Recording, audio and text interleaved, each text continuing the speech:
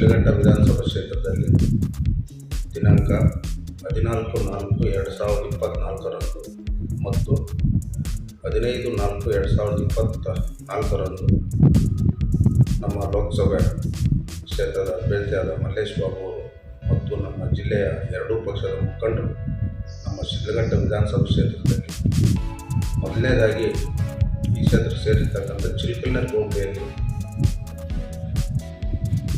ಬೆಳಿಗ್ಗೆ 10:00 ಭಾನುವಾರ ಬೆಳಿಗ್ಗೆ 10:00 ಅಲ್ಲಿ ಮೊದಲನೇ ಒಂದು ಸಭೆಯನ್ನು ಏರ್ಪಡಿಸಿದ್ದೇವೆ. ಅದೇ ದಿವಸ ನಮ್ಮ ಸಾದ್ಲಿ ಮತ್ತು ಬಸಟ್ಟಹಳ್ಳಿ ಪಂಚಾಯಿತಿ ಹೋಬಳಿ ಎರಡೂ ಸೇರಿ 10 ಗ್ರಾಮ ಪಂಚಾಯಿತಿ ಒಳಪಟ್ಟಿರ್ತಕ್ಕಂಥ ತಿಪ್ಪೂರಹಳ್ಳಿ ಸರ್ಕಲ್ನಲ್ಲಿ ನಮ್ಮ ಮಾರುತಿ ಚಿತ್ರಮಂದಿರದಲ್ಲಿ 10 ಪಂಚಾಯಿತಿ ಮುಖಂಡರು ಕಾರ್ಯಕರ್ತರು ಸೇರಿ ಅಲ್ಲಿ ಒಂದು ಸಭೆಯನ್ನು ಮಾಡ್ತಾಯಿದ್ದೀವಿ. ಮತ್ತು 15ನೇ ತಾರೀಕು ನಮ್ಮ ಶಿಡ್ಲಘಟ್ಟ ನಗರಸಭೆ ವ್ಯಾಪ್ತಿ ಮತ್ತು ಕಸ್ಬಾ ಈ ಒಂದು ಭಾಗದಲ್ಲಿರ್ತಕ್ಕಂಥ ಎರಡೂ ಪಕ್ಷದ ಮುಖಂಡರು ಕಾರ್ಯಕರ್ತರು ಈ ಒಂದು ಕಾರ್ಯಕ್ರಮವನ್ನು ನಮ್ಮ ನೀರಾಳ ಬಾಲಾಜಿ ಕನ್ವೆನ್ಷನ್ ಹಾಲಲ್ಲಿ ಏರ್ಪಾಡು ಮಾಡಿದ್ದರು. ಅದೇ ದಿವಸ ಮಧ್ಯಾಹ್ನ 2:00 ನಮ್ಮ ಜಂಗಕೋಟೆ ಹೋಬಳಿ ಸೇರಿರ್ತಕ್ಕಂಥ 10 ಗ್ರಾಮ ಪಂಚಾಯಿತಿ ಒಳಪಟ್ಟಿರ್ತಕ್ಕಂಥ ಎರಡೂ ಪಕ್ಷದ ಮುಖಂಡರು ಸೇರಿ ಸಿಂಚನ ಪ್ಯಾಲೇಸಲ್ಲಿ ಮಧ್ಯಾಹ್ನ 2:00 ನಮ್ಮ ಪಕ್ಷದ ಅಭ್ಯರ್ಥಿ ಎಲ್ಲ ಮುಖಂಡರು ಸೇರಿ ಒಂದು ಪ್ರಚಾರ ಕಾರ್ಯಕ್ರಮವನ್ನು ಹಮ್ಮಿಕೊಂಡಿದ್ದೇವೆ. ನಮ್ಮ ದೇಶದ ಪ್ರಧಾನಮಂತ್ರಿಗಳಾದಂಥ ನರೇಂದ್ರ ಮೋದಿಜಿಯವರು ಈ ದೇಶದ ಮಾಜಿ ಪ್ರಧಾನಮಂತ್ರಿಗಳಾದಂಥ ದೇವೇಗೌಡ ಅಪ್ಪಾಜಿಯವರ ಆಶೀರ್ವಾದದಿಂದ ಕರ್ನಾಟಕ ರಾಜ್ಯದಲ್ಲಿ ಏನು 2024 ಲೋಕಸಭಾ ಚುನಾವಣೆಯಲ್ಲಿ 28 ಕ್ಷೇತ್ರಗಳು ಇವತ್ತು ಎನ್ಡಿಎ ಮೈತ್ರಿಕೂಟಕ್ಕೆ ಒಂದಾಗಿ ಇವತ್ತು ಭಾರತೀಯ ಜನತಾ ಪಕ್ಷ ಮತ್ತು JDS ಪಕ್ಷ ಈ ಒಂದು ಚುನಾವಣೆ ಎದುರಿಸ್ತಾ ಇದೆ. ಈ ಒಂದು ಸಂದರ್ಭದಲ್ಲಿ ನಮ್ಮ ಕೋಲಾರ ಲೋಕಸಭಾ ಕ್ಷೇತ್ರದಲ್ಲಿ ಎನ್ಡಿಎ ಮೈತ್ರಿಕೂಟದ ಅಭ್ಯರ್ಥಿಯಾದ ಮಲ್ಲೇಶ್ ಬಾಬು ಅವರನ್ನು ಇವತ್ತು JDS ಪಕ್ಷದ ಚಿಹ್ನೆಯಲ್ಲಿ ಈ ಒಂದು ಲೋಕಸಭಾ ಚುನಾವಣೆಯನ್ನು ನಾವು ಎರಡೂ ಪಕ್ಷದವರು ಸೇರಿ ಇವತ್ತು ಅದರ ಒಂದು ನಿಟ್ಟಿನಲ್ಲಿ ಈ ಒಂದು ಕ್ಷೇತ್ರದಲ್ಲಿರ್ತಕ್ಕಂಥ ಹೆಚ್ಚಿನ ಪಕ್ಷದ ಮುಖಂಡರು ಕಾರ್ಯಕರ್ತರು ಸ್ವಾಭಿಮಾನ ಮತದಾರರು ಈ ಒಂದು ಕಾರ್ಯಕ್ರಮದಲ್ಲಿ ಭಾಗವಹಿಸಿ ಈ ಕಾರ್ಯಕ್ರಮವನ್ನು ಯಶಸ್ವಿಗೊಳಿಸಬೇಕು. ಅದೇ ರೀತಿ ಏನು 26ರಂದು ನಡೀತಕ್ಕಂಥ ಲೋಕಸಭಾ ಚುನಾವಣೆಯಲ್ಲಿ ನಮ್ಮ ಎನ್ಡಿಎ ಮೈತ್ರಿಕೂಟದ ಅಭ್ಯರ್ಥಿಯಾದ ಮಲ್ಲೇಶ್ ಬಾಬು ಅವ್ರನ್ನ ತಾವೆಲ್ಲರೂ ಆಶೀರ್ವಾದ ಮಾಡಿ ಈ ಒಂದು ಚುನಾವಣೆಯಲ್ಲಿ ಜಯಶೀಲನಾಗಿ ಮಾಡಬೇಕಾಗಿ ನಾನೆಲ್ಲರಿಗೂ ಮನವಿಯನ್ನು ಮಾಡ್ತಾಯಿದ್ದೀನಿ. ನಮ್ಮ ಅಭ್ಯರ್ಥಿಯ ಕ್ರಮ ಸಂಖ್ಯೆ 2 ಅವರ ಕುರಿತು ಪತ್ರದಂತೆಯೇ ಬರೆಯುವಂಥ ರೈತ ಮಹಿಳೆ ದಯಮಾಡಿ ಎಲ್ಲರೂ ಈ ಒಂದು ಚುನಾವಣೆಯಲ್ಲಿ ಮಲ್ಲೇಶ್ ಬಾಬು ಅವರಿಗೆ ಆಶೀರ್ವಾದ ಮಾಡಬೇಕಂತೇಳಿ ಈ ಒಂದು ಮಾಧ್ಯಮದಿಂದ ಎಲ್ಲರಿಗೂ ನಾನು ಮನವಿಯನ್ನು ಮಾಡ್ತಾಯಿದ್ದೀನಿ.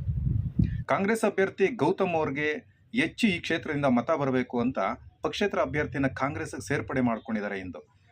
ಅದರಿಂದ ತಮ್ಮ ಪಕ್ಷದ ಅಭ್ಯರ್ಥಿಗೆ ಏನಾರ ಹೊಡೆತ ಬೀಳುತ್ತಾ?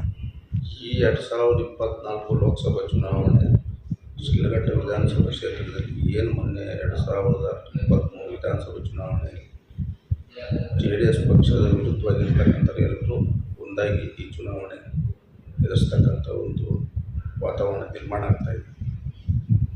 ಇವತ್ತು ಕ್ಷೇತ್ರದಲ್ಲಿ ಬಹಳಷ್ಟು ಬುದ್ಧಿವಂತ ಮತದಾರರಿದ್ದಾರೆ. ಇವೆಲ್ಲಕ್ಕಿಂತ ಮಿಗಿಲಾಗಿ ಇವತ್ತು ಇಡೀ ಜಗತ್ತಿನಲ್ಲೇ ಇವತ್ತು ಜಗತ್ತು ಗುರು ಅಂತೇಳಿ ಈ ದೇಶದ ಪ್ರಧಾನಮಂತ್ರಿ ನರೇಂದ್ರ ಮೋದಿ ಅವರನ್ನು ಬಿಂಬಿಸ್ತಾ ಇದ್ದಾರೆ. 12ನೇ ಶತಮಾನದಲ್ಲಿ ಬಸವಣ್ಣನವ್ರನ್ನ ಜಗದ್ಗುರು ಅಂತ ಕರೆದಿದ್ರು. ಅದಾದ ಮೇಲೆ ಈಗಿನ ಕಾಲ 2021ನೇ ಶತಮಾನದಲ್ಲಿ ಇವತ್ತು ಮೋದಿ ಅವರು ಇವತ್ತು ಇಡೀ ದೇಶ ಇವತ್ತು 140 ಕೋಟಿ ಜನಸಂಖ್ಯೆ ಇರತಕ್ಕಂಥ ಭಾರತ ದೇಶ ಇಡೀ ಪ್ರಪಂಚದಲ್ಲಿ ಅತ್ಯಂತ ಜನಸಂಖ್ಯೆ ಇರತಕ್ಕಂಥ ನಮ್ಮ ದೇಶ. ಈ ದೇಶದಲ್ಲಿರ್ತಕ್ಕಂಥ ನೈಸರ್ಗಿಕ ಸಂಪತ್ತು, ಈ ದೇಶದಲ್ಲಿರ್ತಕ್ಕಂಥ ಆರ್ಥಿಕ ಸಂಪತ್ತು, ಈ ದೇಶವನ್ನು ಉಳಿಸಲಿಕ್ಕೆ ಸೂಕ್ತವಾದ ನಾಯಕತ್ವ ನರೇಂದ್ರ ಮೋದಿಜಿಯವರಂತೇಳಿ ಎಲ್ಲ ಪ್ರಜ್ಞಾವಂತ ಮತದಾರಗಳ ಮುಂದಿದೆ. ಯಾರೇನೇ ಒಂದಾದರೂ ಸಹ ಈ 2024 ಲೋಕಸಭೆ ಚುನಾವಣೆ ಫಲಿತಾಂಶ ಎನ್ಡಿಎ ಮೈತ್ರಿಕೂಟದ ಅಭ್ಯರ್ಥಿಗಳು ಸುಮಾರು 400ಕ್ಕಿಂತ ಹೆಚ್ಚು ಸೀಟುಗಳು ಈ ದೇಶದಲ್ಲಿ ಎನ್ಡಿಎ ಬರ್ತದೆ.